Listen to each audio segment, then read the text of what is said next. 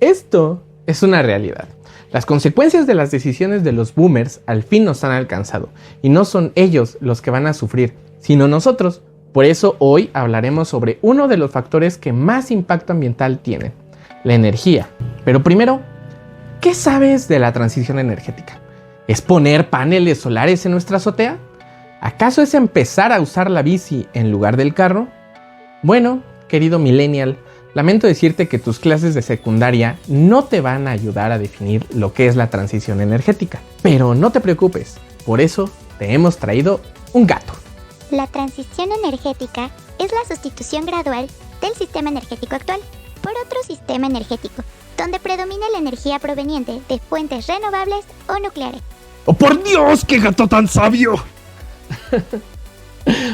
Pero saberlo no es suficiente, fantasmita.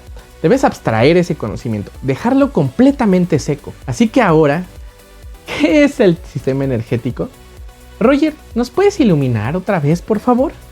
Bueno, fantasmitas, no existe consenso respecto a esta definición, pero a mí me gusta definirlo como el conjunto de elementos e infraestructura de un país destinados al aprovechamiento de los recursos para la producción, transporte y distribución de energía. ¡Oh, por Dios! ¡Pero qué gato tan sabio! ¡Sabio! Para no estresar más a nuestro gato, es importante aclarar que esta definición se refiere a la energía en su conjunto y no solo a la electricidad. Eso significa que los hidrocarburos, el petróleo y el gas, los maderables que en México se siguen usando para cocinar, el carbón y cualquier otro recurso del que se pueda aprovechar su energía, forma parte de ese sistema. También lo son los elementos e infraestructura que se usan para su aprovechamiento, desde el más pequeño, como una estufa solar, pasando por los motores, ya sean de combustión o eléctricos, así como los vehículos que los usan, hasta las refinerías y las plantas de generación eléctrica. Todo forma parte del sistema energético de un país y en general del sistema energético del planeta. Por todo esto, querido fantasmita, es que el horizonte estratégico de la transición energética debe verse desde el sistema energético de conjunto y no solo desde el punto de vista de la generación eléctrica, que en México representa solo el 18.4% de las emisiones de acuerdo al inventario de gases y compuestos de efecto invernadero de 2015, elaborado para firmar los acuerdos de París. Entonces, debemos entender que la generación eléctrica tiene la misma importancia que el uso que le damos, así como los equipos que usamos para aprovecharla. Y en ese sentido, llegamos al concepto más importante que quiero que te lleves el día de hoy.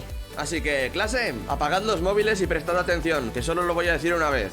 Eficiencia energética. Así es, mis queridos chavorrucos, y sé que lo son, porque según YouTube, el 57% de ustedes tienen entre 25 y 44 años. Dejando la demografía de lado, la eficiencia energética representa el aprovechamiento real de los recursos energéticos que usamos, porque lo que consumimos no es lo mismo que aprovechamos. El sistema energético también desperdicia energía, y eso es muy importante. Uno de los principales problemas de las centrales de generación renovable, es decir, la solar y eólica, es su intermitencia. ¡Que no son intermitentes! ¡Ah, la humanidad! Bueno, está bien. La variabilidad de voltaje y frecuencia que representan estas tecnologías a la hora de su operación. A mejor. Son intermitentes. Verán, hay una cosa que se llama confiabilidad del sistema eléctrico, que no es otra cosa que asegurarte a ti y a las empresas un suministro continuo de la electricidad en el país para que puedas tener acceso a los TikToks de gatos que quieras a la hora que quieras. Porque sin electricidad no tendrías internet, que al parecer es más sagrado que el agua para nuestra generación. La variabilidad del voltaje y frecuencia de estas tecnologías que ocurren cuando el sol se oculta tras una nube o se va a hacer la meme y el viento deja de soplar o lo hace con menor intensidad, interrumpe el suministro continuo de la electricidad, lo que se puede traducir en apagones. Se fue la luz en todo el barrio, prende la tela. Tengo que insistir que esto es un problema estrictamente técnico, tecnológico, ¿Y qué se hace para resolverlo? Se recurre a lo que se conocen como suministradores de energía eléctrica firme. Gato, ¿nos puedes explicar qué son las energías firmes?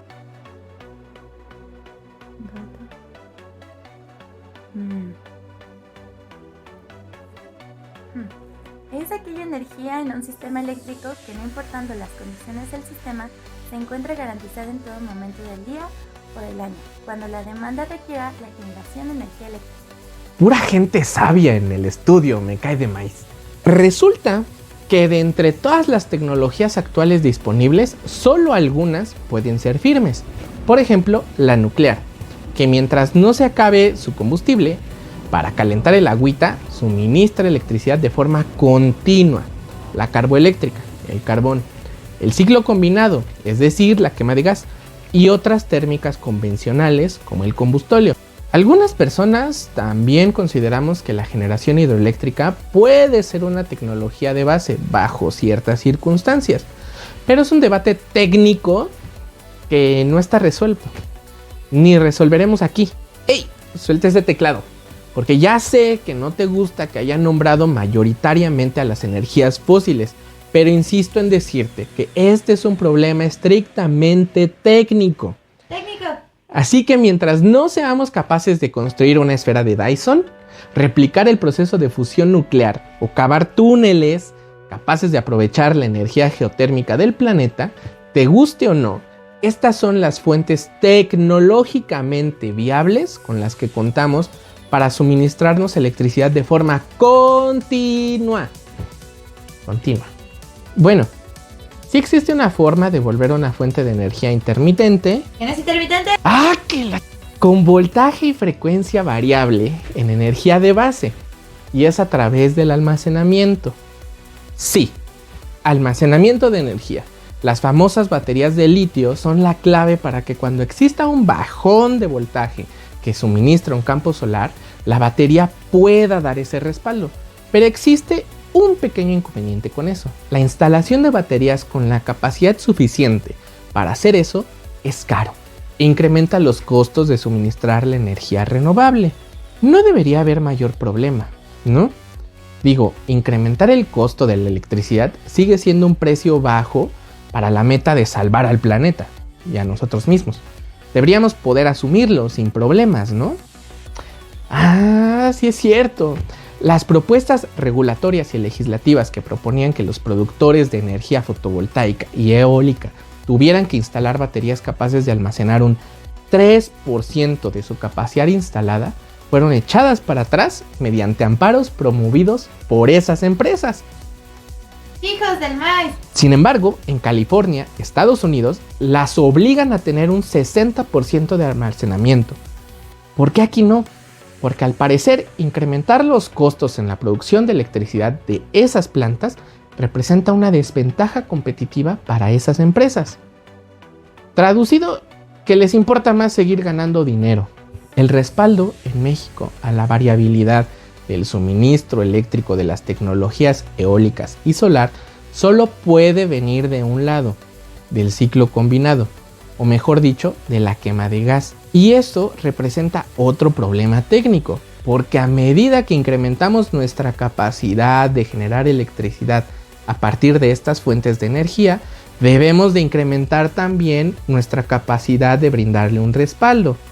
Esta es la razón por la que en México tenemos planes para la instalación de más plantas de ciclo combinado, porque sin un marco legal que obligue a las empresas a proporcionar ese respaldo a través del almacenamiento, tenemos que respaldar ese suministro de fuentes menos amigables para el ambiente. Y ojo, que no es porque el gobierno no quiera que las empresas almacenen energía, es porque las propias empresas se amparan bajo argumentos económicos para evitar esa regulación. ¿Recuerdas cuál es el concepto clave que quiero que te lleves? La eficiencia. En México, respaldar nuestra producción eléctrica proveniente de fuentes renovables en el gas ha provocado un problema de ineficiencia energética enorme, porque actualmente producimos una mayor cantidad de electricidad de la que consumimos, debido a que para que el respaldo sea efectivo, las plantas de ciclo combinado, aunque no suministren electricidad a la red todo el tiempo, sí deben estar encendidas todo el tiempo para poder brindar ese respaldo. Concretamente, nuestra capacidad instalada es 2 veces más grande que la electricidad que consumimos y hay planes para que sea del triple. Este es el problema de ineficiencia eléctrica que tenemos actualmente en el sistema mexicano. La energía más limpia es la que no se produce y el ahorro en la producción se puede traducir en acciones de mejora para la eficiencia energética de nuestro sistema. Así, entender la eficiencia energética debe de responder a las preguntas: ¿cómo se genera la electricidad? ¿Cuánta se produce? ¿Quién la consume? ¿Y cómo se consume esa electricidad? Por último, tengo que insistirte en decir que el marco regulatorio de la industria es el marco regulatorio que dejó la contrarreforma de Peña Nieto, a la que no se le ha movido ni una coma, gracias a los amparos promovidos por las empresas privadas contra el Acuerdo de Confiabilidad Energética, que se convirtió en la reforma a la Ley de la Industria Eléctrica, que después se convirtió a la Reforma Eléctrica. Todas estas propuestas fueron echadas para atrás gracias a los amparos promovidos por los privados y su cabildeo en el Congreso. Con esto último, debe de quedar perfectamente claro que la industria eléctrica opera a pedir de boca de la industria privada.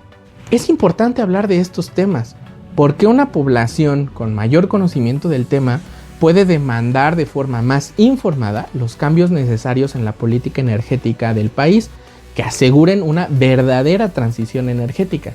Así que comparte este video, dale like, comenta y suscríbete. Eso nos ayudaría a llegar a más personas. Por favor. Y gracias. ¡Adiós!